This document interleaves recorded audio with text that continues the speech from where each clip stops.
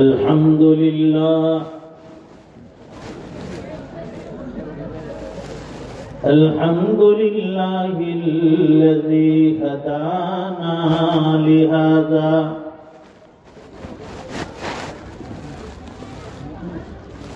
وما كنا لنهتدي لولا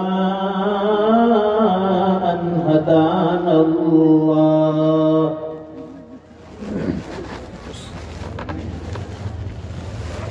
لقد جاءت رسل ربنا بالحق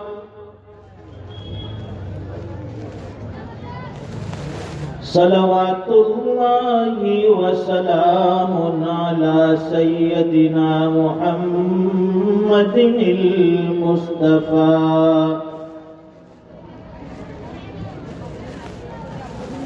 وعلى آله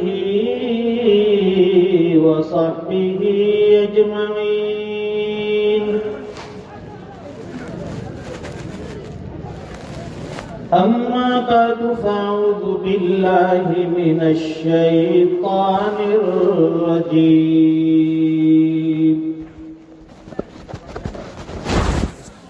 بسم الله الرحمن الرحيم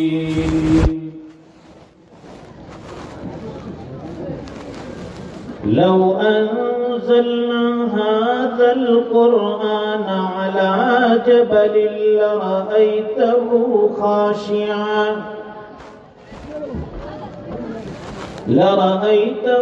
خاشعا متصدعا من خشية الله وتلك الأمثال نضربها للناس لعلهم يتفكرون صدق الله العظيم اللهم صل على سيدنا ومولانا محمد وعلى آل سيدنا محمد وبارك وسلم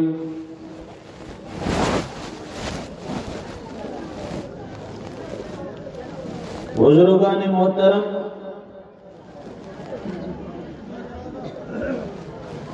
اسٹیج پر تشریف فرما حضرات علماء کرام، نوجوانان اسلام اور عزیز اسلامی مائیں اور بہنیں،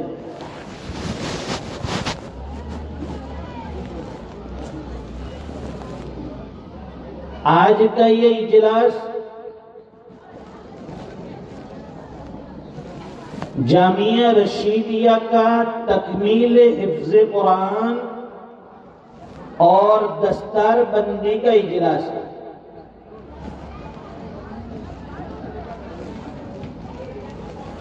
اور آپ حضرات جو ہیں عشاء کی نماز کے بعد سے متصلاً تشریف فرمائیں۔ مختلف خطبہ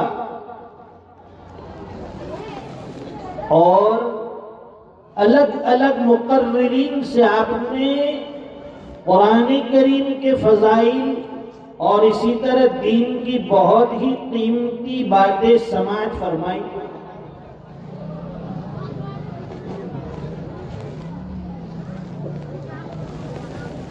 اب جا کر 2:15 بجے مجھ ناکارہ کا نمبر آیا۔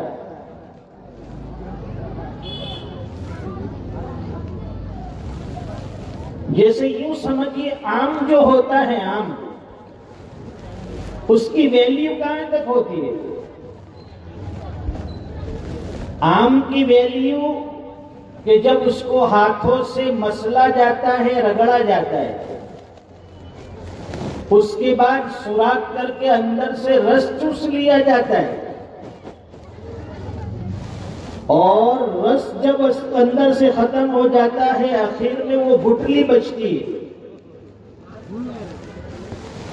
سارا رس تو آپ نے عشاء کے بعد سے 2 بجے تک پی لیا، چوس لیا، اخیر میں گٹلی کی حیثیت میری رہی، ویسے بھی اس کی کوئی حیثیت نہیں ہوتی، لوگ چوس کر پھینک دیتے تھے۔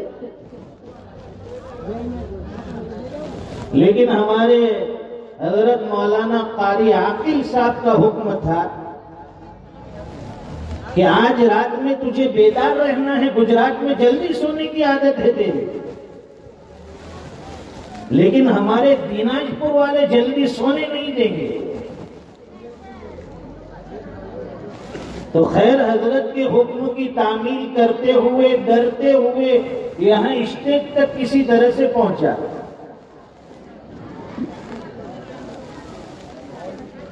لیکن یہاں آ کر میں نے دیکھا کہ ہمارے نوجوان اور ہمارے جو سننے والے حضرات تھے، جوانوں کا، مردوں کا طبقہ، ان کی تعداد بہت کم ہے، اور اس کے مقابلے میں ہماری خواتین ماں بہنوں کی تعداد دگنی ہے۔ معلوم یہ ہوا کہ مردوں کو دین کی باتوں کی ضرورت نہیں ہے، وہ سب سیکھے سمجھائے ہوئے۔ یہ وہ خاتون ہیں جو صبح گھر میں سب سے پہلے اٹھتی ہیں اور اپنے گھر والوں کے لیے چائے ناشتے کا انتظام کرتی ہیں، بچوں کو اسکول مدرسے کے لیے تیار کرتی ہے، وہ رات کر جاگ رہی ہے، 2:15 بجے ابھی یہ بیان سن رہی ہے، اور پیچھے سے ہمارے جوانوں کا، مرد حضرات کا پورا طبقہ غائب ہو گیا۔ خیر، جس ایمان والے کے دل میں دین کی جتنی طلب ہوتی ہے، جیسی طلب ہوتی ہے، وہ اپنے آپ کو دین کے لیے اتنا مٹاتا ہے، اتنا لگاتا ہے، قربان کرتا ہے۔ قرآن کریم کے فضائل آپ نے بہت سنے، مزید 2-4 فضیلتیں سن کر دعائیں کر دیتے ہیں، اس لیے کہ جب رات کو سونا دیر سے ہوتا ہے تو پھر صبح جلدی اٹھنا مشکل۔ میرے خیال سے آئندہ کل فجر کی نماز تو آپ حضرات کے اوپر معاف ہو گئی ہوگی کہ بھئی قاری عاقل صاحب کے مدرسے کا ہم نے جلسہ سنا رات بھر، فجر کی نماز معاف ہے، دیر سے سوئے تھے۔ کتنا بھی بڑا دین کا کام کر لو، لیکن نماز کسی حال میں معاف نہیں ہے۔ یہ قرآن کریم کی عظمت پر اور قرآن کریم کی نسبت پر ہمارا یہ جمع ہونا بھی اللہ کے یہاں قبول ہو گیا، ہمارا بیڑا پار ہو سکتا ہے۔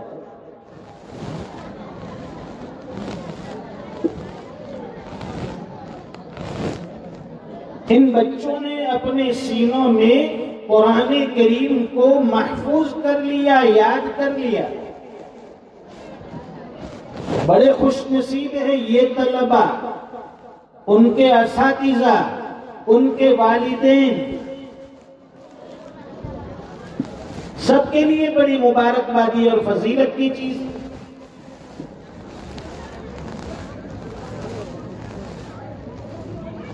قرآن کریم کیا ہے؟ ہمارے حضرت قاری صدیق بانوی رحمت اللہ علیہ فرماتے ہیں، سینے میں روشنی ہے قرآن کی بدولت، چہرے پہ تازگی ہے قرآن کی بدولت،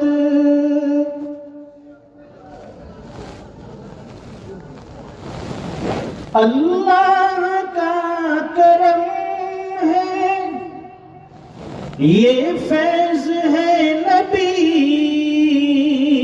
کا، یہ عام ہو رہا ہے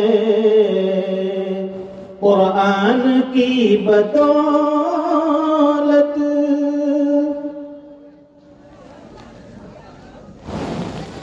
پڑھتے رہو سدا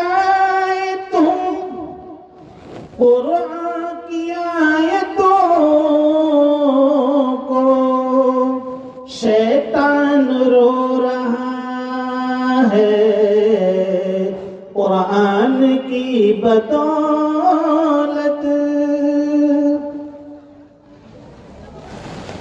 کانوں میں گونجتی ہے اللہ کی بڑائی،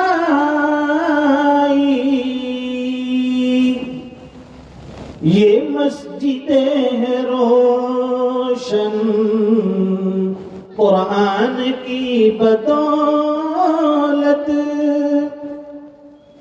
ہر طرف قرآن کریم کا فیض پھیلا ہوا، اس قرآن کریم کا پڑھنا اللہ تعالیٰ نے ایزی آسان کر دیا۔ قرآن کریم میں اللہ فرماتے ہیں وَلَقَدْ يَسَّرْنَا الْقُرْآنَ لِلذِّكْرِ فَهَلْ مِن مُدَّكِرٍ۔ قرآن کریم کو اللہ نے پڑھنا آسان کر دیا، پڑھانا آسان کر دیا، یاد کرنا آسان رکھا ہے، یاد کروانا بھی آسان رکھا ہے، اس کا سمجھنا اللہ نے آسان کر دیا، سمجھانا بھی آسان کر دیا۔ یہ 7 سال کے بچے سے لے کر 70 سال کے بوڑھے تک سب اس کو قرآن کریم کو آسانی سے یاد کر لیتے۔ اس کے چند نمونے، حضرت مولانا قاسم العلوم نانوتوی رحمت اللہ علیہ سفر حج پر روانہ ہوئے۔ اس زمانے میں پانی کے جہاز چلتے تھے اور لوگ 2-3 مہینے پہلے حج کے سفر میں روانہ ہو جاتے تھے۔ اب جہاز کا سفر ہے، سمندر میں جہاز چل رہا ہے اور رمضان کا چاند نظر آ گیا۔ جتنے ساتھی تھے ان کے دل میں ایک خواہش تھی کہ آج رمضان کا پہلا چاند ہے اور ہم حج کے مبارک سفر میں نکلے ہیں، اس لیے کسی بھی حالت میں ہمیں تراویح کے اندر قرآن کریم سننا ہے۔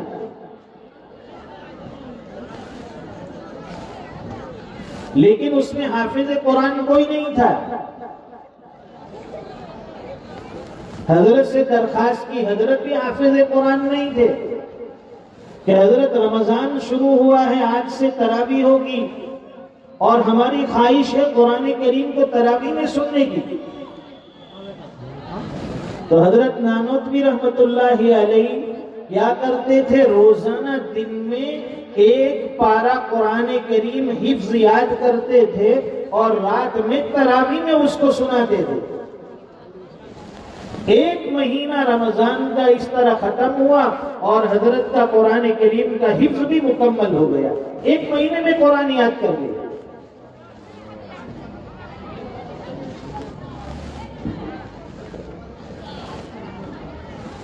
امام اعظم ابو حنیفہ رحمت اللہ علیہ کا نام سنا ہوگا۔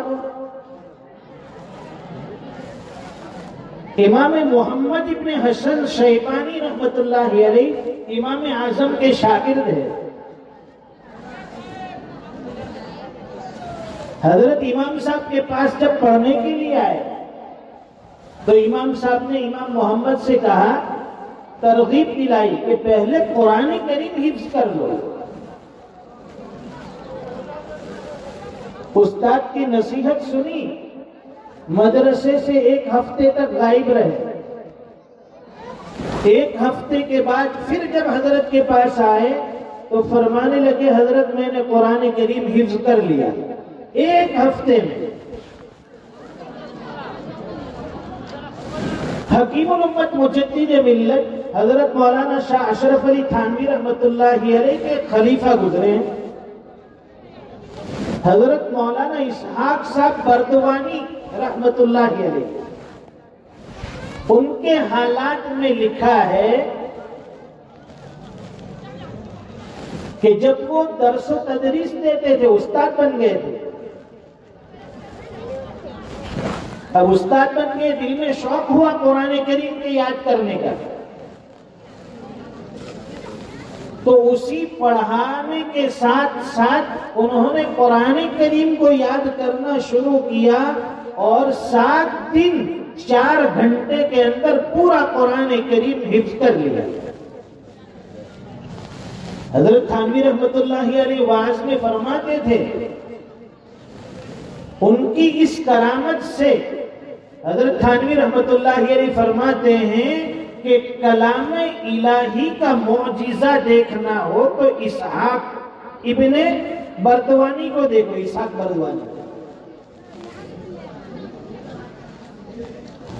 حضرت مولانا مفتی رشید احمد لدھیانوی رحمت اللہ علیہ، انہوں نے جب اپنے بچے کو قرآن کریم کا حافظ بنایا تو انہیں خیال آیا کہ بھئی میں نے اپنے بچے کو حافظ بنایا، میں نے اپنے لیے اور اپنی بیوی کے لیے جنت میں تاج کا انتظام کر لیا، لیکن میں نے اپنے والدین کے لیے، اپنے ماں باپ کے لیے کچھ نہیں کیا۔ انہوں نے قرآن کریم حفظ کرنا شروع کیا اور 3 مہینے کے اندر پورا قرآن کریم حفظ کر لیا۔ اس وقت حضرت مفتی رشید احمد لدھیانوی کی عمر 46 سال تھی۔ حضرت مولانا فضل حق خیرآبادی رحمت اللہ علیہ نے قرآن کریم کو 4 مہینے میں مکمل حفظ کر لیا۔ یہ آسان کتاب ہے، عمر کی کوئی قید نہیں ہے، کوئی عمر کا تقاضا نہیں ہے کہ بھئی اس کو مدرسے کے طلبہ یاد کریں گے، اور اس میں مرد عورت کی بھی کوئی قید نہیں ہے کہ مرد ہی اس کو یاد کر سکتا ہے، عورتیں یاد نہیں کر سکتی۔ امت کے اندر بہت ساری ایسی بیٹیاں اور ایسی مائیں ہیں جنہوں نے قرآن کریم حفظ کر لیا ہے، اور اب آنے والا ماہ مبارک جو ہے صیام رمضان، قیام رمضان، یہ قرآن کا مہینہ ہے، اس میں تو قرآن کریم خوب پڑھا جاتا ہے، سنا جاتا ہے، لیکن پورے سال اگر ہم نے مشق کی ہوگی، پورے سال قرآن کریم کو پڑھا ہوگا، ہمارے لیے قرآن کریم پڑھنا آسان ہوگا۔ ورنہ عام طور پر ہوتا یہ ہے کہ جب ہمارے جوانوں کو رمضان میں قرآن کی تلاوت کا حکم دیا جاتا ہے کہ بھئی رمضان ہے، قرآن پڑھ لیجئے، ہماری ماں بہنوں سے کہا جاتا ہے رمضان ہے، اللہ کا کلام پڑھ لیجئے، بس 1 ورق 2 ورق پڑھتی ہے اور ہمارا جوان بھی تھکتا ہے، ہماری ماں بہنیں بھی تھک جاتی ہے اور کہتی ہے کہ ہمیں تو قرآن پڑھنے کی وجہ سے سر میں درد ہو جاتا ہے۔ موبائل کے اوپر گھنٹوں گھنٹوں تک سیریل دیکھے گی، سر میں درد نہیں ہوگا۔ ٹی وی کے اوپر الگ الگ پروگرام دیکھنے سے سر میں درد نہیں ہوتا ہے۔ دنیا بھر کی گپ شپ کرنے سے سر میں درد نہیں ہوتا ہے۔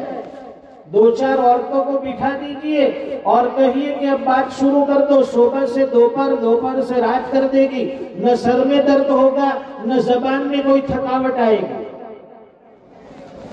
لیکن جہاں قرآن کریم یاد کرنے کے لیے بٹھاتے ہیں، پڑھنے کے لیے بٹھاتے ہیں، سر میں درد ہو جاتا ہے، نیند غالب آ جاتی ہے، جھونکے آنے لگتے ہیں۔ یہی حال ہے دینی مجالس کا۔ کرکٹ کے گراؤنڈ پر، فٹ بال کے میدان میں، کھیل کے میدان میں کھڑے کر دو ہمارے جوانوں کو، کچھ نہیں ہوتا ہے، لیکن جہاں کوئی دینی پروگرام ہو، جہاں بیانات چلتے ہو، وہاں بٹھا دو، 5 منٹ کے بعد تو آنکھ ایسی بند ہو جاتی ہے کہ وہ سیدھا معراج میں چلا جاتا ہے۔ اصل میں ہمارے دل میں دین اور اسلام کی عظمت ختم ہو گئی، قرآن کریم سے جو محبت ہونی چاہیے وہ چلی گئی۔ پھر بھی اللہ کا شکر ہے آپ کے علاقے میں مدارس ہیں، محنتیں ہو رہی ہیں اور لوگ اپنے بچوں کو مدرسے کے حوالے کر رہے ہیں، بہت اللہ کا شکر منائیے، اللہ کا احسان مانیے۔ یہ مدارس یہ قوم کا بہت بڑا سرمایہ ہے، یہ دین کے حفاظتی قلعے ہیں۔ باطل یہاں آ کر ٹکرا کر چکنا چور ہو جاتا ہے۔ اگر ہم نے اس مدرسے کی یا اس جیسے مدارس کی قدر نہیں کی، آنے والی ہماری نسلیں کہیں ایمان سے اور کلمے سے محروم نہ ہو جائے۔ یہ مدرسہ چلانا صرف قاری عاقل صاحب کی ذمہ داری نہیں ہے، بلکہ پورے علاقے اطراف اور جوانب والوں کی ذمہ داری ہے کہ قاری صاحب کا احسان مانیں۔ آپ ان کے پاس جائیے، کہیے کہ حضرت آپ جو خدمت کر رہے ہیں، ہمارے بچوں کو علوم نافعہ اور قرآن کریم سکھا رہے ہیں، دینی تعلیم دے رہے ہیں، آپ کا ہم پر اور امت پر بڑا احسان ہے۔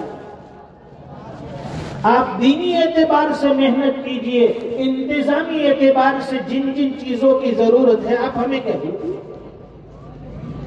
لیکن نہیں، ہم تو ان مدرسے والوں کی ٹانگ کھینچنے پہ تلے ہوئے۔ ابھی ایک جگہ ایک مدرسہ ہو اور اسی علاقے میں دوسرا مدرسہ کھل جائے تو سب کو اعتراض ہوتا ہے، سب کو اشکال ہوتا ہے کہ ایک مدرسہ تھا پھر دوسرا کیوں کھلا ہے؟ ارے بھائی، ایک جگہ دواخانہ ہو اور اسی بستی میں دوسری جگہ دواخانہ کوئی شروع کرے، کسی کو اعتراض نہیں۔ لوگ کہتے بہت اچھا ہوا، ایک دواخانہ تھا دوسرا بھی ہو گیا، فائدہ ہوگا لوگوں کو۔ ایک اسکول تھا دوسرا بھی کھولا، بہت اچھا ہوا، ہمارے بچوں کا ایجوکیشن ملے گا۔ ایک دکان تھی دوسری کھولی، بہت اچھا ہوا، اب سودا وہاں بھی ملے گا وہاں بھی ملے گا، قریب سے لے لیں گے۔ لیکن جہاں دوسرا مدرسہ شروع ہوا، پیٹ میں درد ہونا شروع ہو جاتا ہے کہ انہوں نے مدرسہ کیوں کھولا، مدرسے کی ضرورت نہیں تھی، فلاں جگہ مدرسہ تھا۔ ہم لوگ جو ہیں اعتراض کرنا جانتے ہیں، مدارس کا تعاون نہیں کرتے۔ ان مدرسے والوں کا تعاون کیا جائے، اور اگر مالی اعتبار سے تعاون نہ کر سکے کم از کم ان کے حق میں دعائیں کی جائے، لیکن ان کی ہرگز مخالفت نہ کی جائے۔ یہ کوئی غلط کام نہیں کر رہے ہیں، ہمارے بچوں کو، امت کے نونہالوں کو قرآن سکھا رہے ہیں، دین سمجھا رہے ہیں۔ قرآن کریم کیا چیز ہے ہمیں قدر نہیں ہے۔ ہمارے اکابر میں ایک بزرگ گزرے ہیں، حضرت مولانا بدر عالم میرٹھی رحمت اللہ علیہ، ان کے حالات میں لکھا ہے حضرت کو وہاں مدینہ منورہ جنت البقیع میں دفن کیا گیا، وہاں کی مٹی نصیب ہوئی۔ کتنی بڑی شخصیت ہوگی کہ اللہ نے وہاں مدینہ جیسی جگہ، جنت البقیع جیسی قبرستان میں دفن ہونے کی جگہ عطا فرمائی۔ ان کو دفن کیا گیا،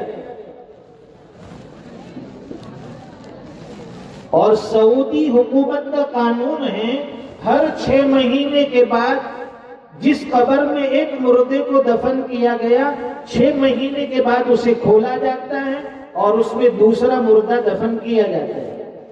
6 مہینے میں انسان کی باڈی ختم ہو جاتی ہے۔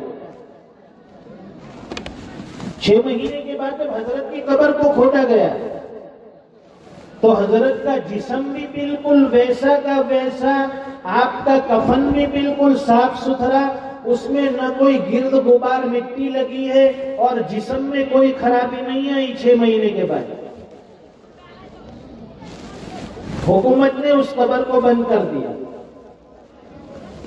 ان کے بیٹے مولانا آفاق عالم وہ بیان کرتے ہیں کہ پھر اگلے 6 مہینے کے بعد دوبارہ حکومت نے وہاں اس قبر کو کھولا، دیکھا کہ اسی طرح جسم بھی تر و تازہ ہے، کفن بھی ویسا کا ویسا ہے، اس میں کوئی خرابی نہیں آئی۔ پھر 6 مہینے کے بعد یعنی 1.5 سال کے بعد پھر اس قبر کو کھولا گیا، پھر دیکھا کہ ویسے ہی حضرت سوئے تھے جیسے کہ ان کو دفن کیا گیا۔ حکومت نے کہا کہ اب اس قبر کو بند کر دیا جائے اور اس کے اوپر نشان لگا دیا جائے کہ اب اس جگہ کے اوپر کوئی اور قبر نہیں بنے گی۔ ان کے بیٹے سے پوچھا کہ حضرت کو اتنا بڑا رتبہ کیسے ملا، ان کا ایسا کون سا عمل تھا؟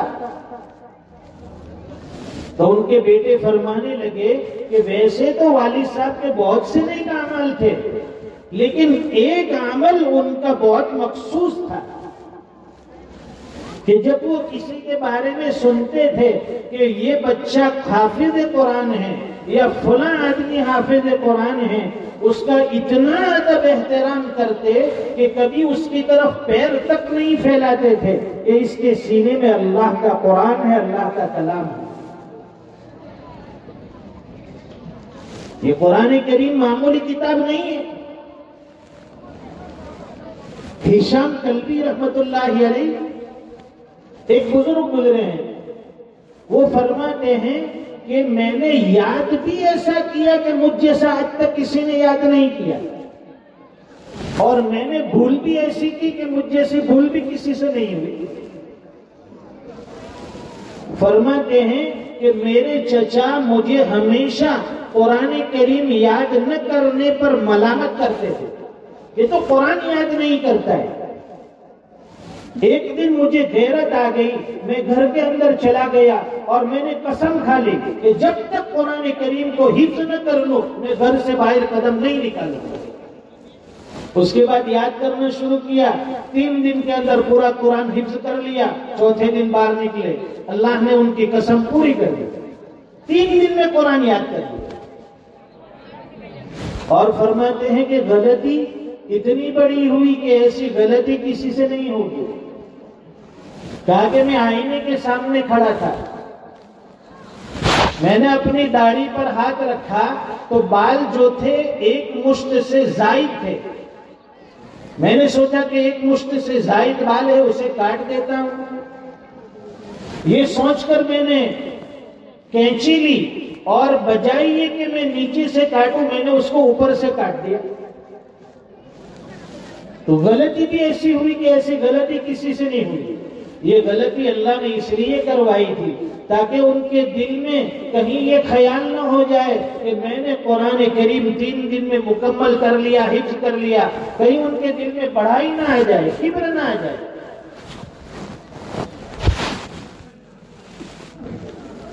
اور حافظ قرآن کا مرتبہ کیا ہے؟ اذا مات حامل القرآن، جب کوئی حافظ قرآن انتقال کرتا ہے، اوحی اللہ الی الارض الا تأکلی لحمہ، تو اللہ تعالیٰ زمین کے اس حصے کے اوپر وحی کرتے ہیں، زمین کے اس حصے کو حکم دیتے ہیں۔ کیا حکم دیتے ہیں؟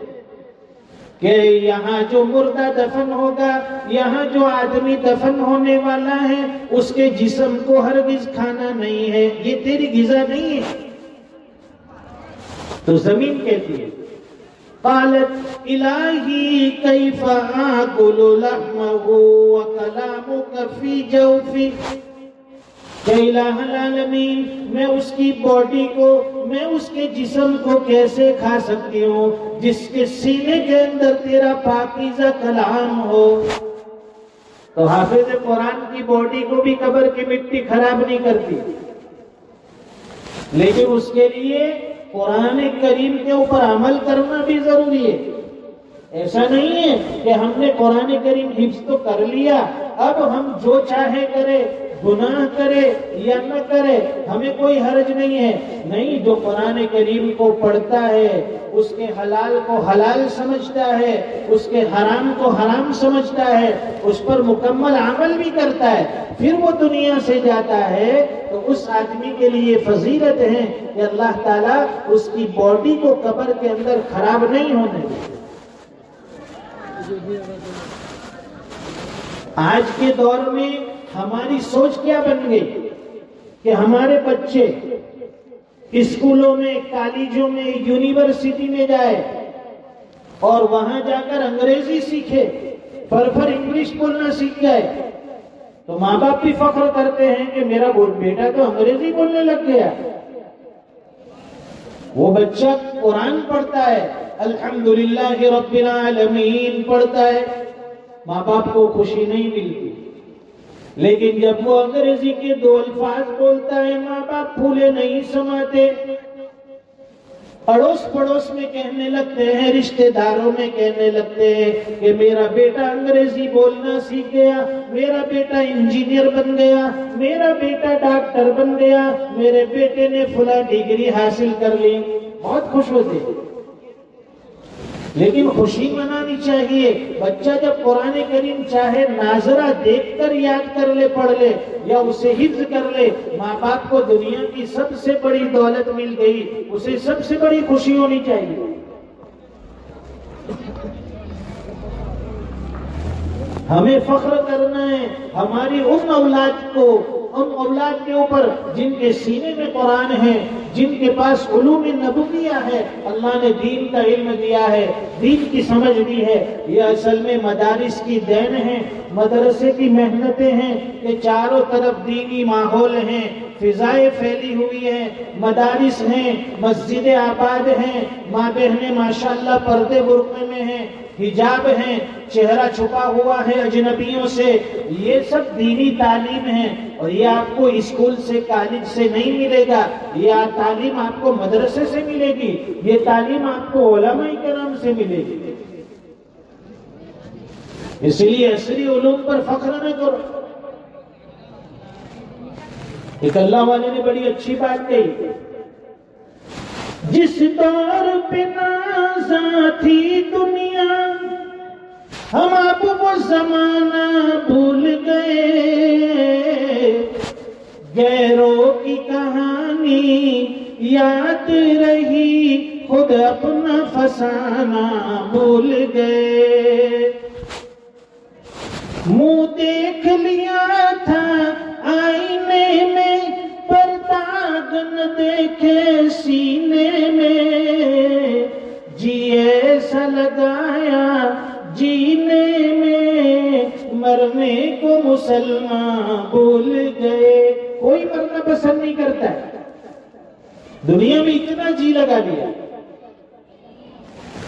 تکبیر تو اب بھی ہوتی ہے مسجد کی فضا میں انور، جس ضرب سے دل ہل جاتے ہیں وہ ضرب لگانا بھول گئے۔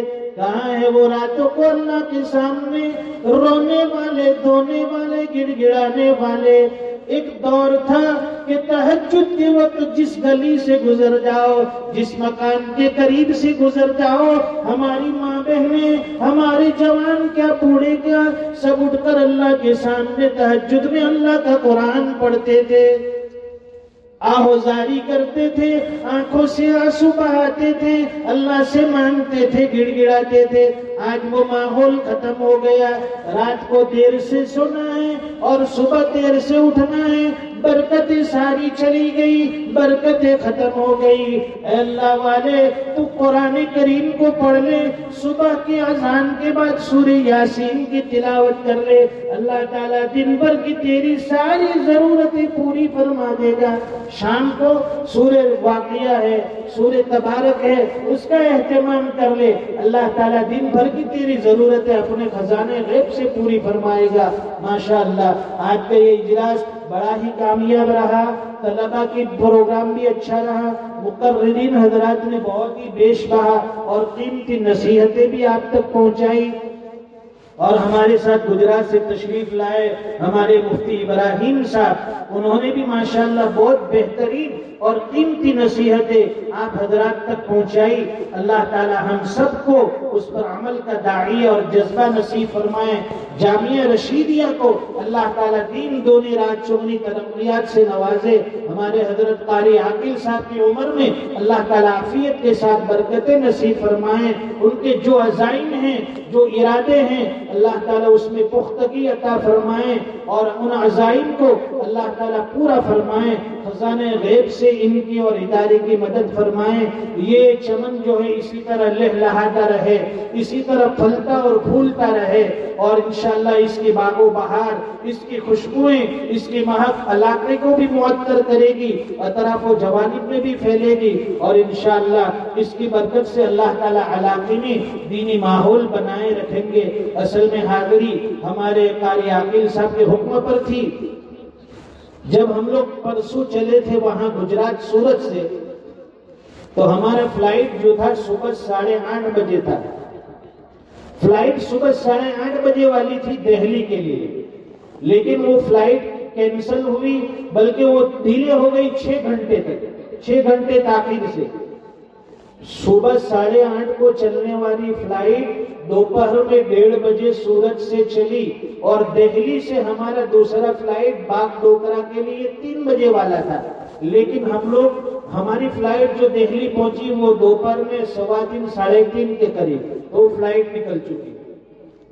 ہم نے تو وہی سورت سے ارادہ کر لیا تھا کہ پروگرام موقوف کرنا ہے، اب جانا نہیں ہے، لیکن پھر دل میں خیال آیا کہ ہمارے حضرت مولانا عاقل صاحب اور جو ہیں ان کے ذمہ دار اساتذہ، ان کو لوگ کیا کہیں گے کہ بھائی آپ گجرات سے مہمان لانے والے تھے، آپ نے ایسے ہی ہوا میں بات اڑا دی، آپ نے کسی کو بلایا نہیں، خالی ایسی باتیں بہکی کرتے رہے۔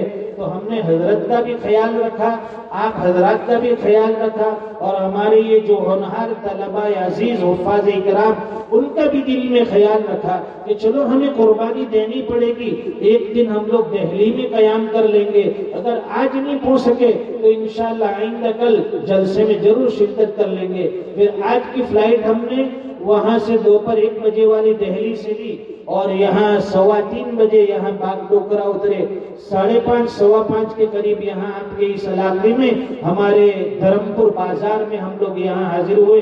مدرسے میں کچھ آرام بھی کیا، مولانا کو ہمت دلائی اور کہا کہ انشاءاللہ آپ کا جلسہ اللہ کامیاب فرمائیں گے۔ تھوڑی بہت تکلیف اٹھانی پڑتی ہے، لیکن اگر کسی کا کام بن جاتا ہو، کسی کی عزت بچ جاتی ہو، تو اس میں انشاءاللہ ہمارے لیے بھی اجر ہوگا۔ اللہ تعالیٰ آج کے ہونے والے اس اجلاس کو قبول فرمائے۔ ہماری ماں بہنیں بھی ماشاءاللہ کئی گھنٹوں سے بیٹھی ہے، اپنی جگہ پر چپکی ہوئی ہے، دین کی طلب لے کر یہاں بیٹھی ہوئی ہیں۔ اللہ تعالیٰ ان کا آنا بھی مبارک فرمائے، ان کے یہاں بیٹھنے کو بھی قبول فرمائے، اور جتنی بھی محنتیں ہوئی ہے، جن لوگوں نے اجلاس کے اندر تعاون کیا ہے جس لائن سے، اللہ تعالیٰ سب کے تعاون کو قبول فرمائے، اور حق تعالیٰ شان ہو ہماری عمر میں صحت میں برکت عطا فرمائے۔ وآخر دعوانا الحمدللہ رب العالمین۔ درود شریف پڑھے، مختصر دعا کریں۔ اللهم صل على محمد كلما ذكره الذاكرون وصل على محمد كلما غفل عن ذكره الغافلون لا إله إلا أنت سبحانك إنا كنا من الظالمين ربنا آتنا في الدنيا حسنة وفي الآخرة حسنة وقنا عذاب النار۔ اے اللہ ہم سب کے گناہوں کو معاف فرما، اے اللہ ہم سب کے اٹھے ہوئے ہاتھ کو قبول فرما، ہم سب کی پریشانیوں کو دور فرما، ہونے والے اجلاس کو بے انتہا قبول فرما۔ حفاظ کرام نے جو قرآن کریم کو اپنے سینے میں محفوظ کیا ہے، تادم حیات اس کو اپنے سینے میں محفوظ رکھنے والا بنا، تلاوت کا ذوق شوق نصیب فرما، دن رات قرآن کریم کو پڑھنے والا بنا۔ اے اللہ ہمارے گھروں میں دین کے چرچے، دین کی سربلندیاں نصیب فرما، گھروں کو اے اللہ عبادت خانہ بنا دے، عبادت کی جگہ بنا دے۔ اے اللہ گناہوں والے کاموں سے حفاظت فرما، آپ کی ناراضگی والے کاموں سے حفاظت فرما۔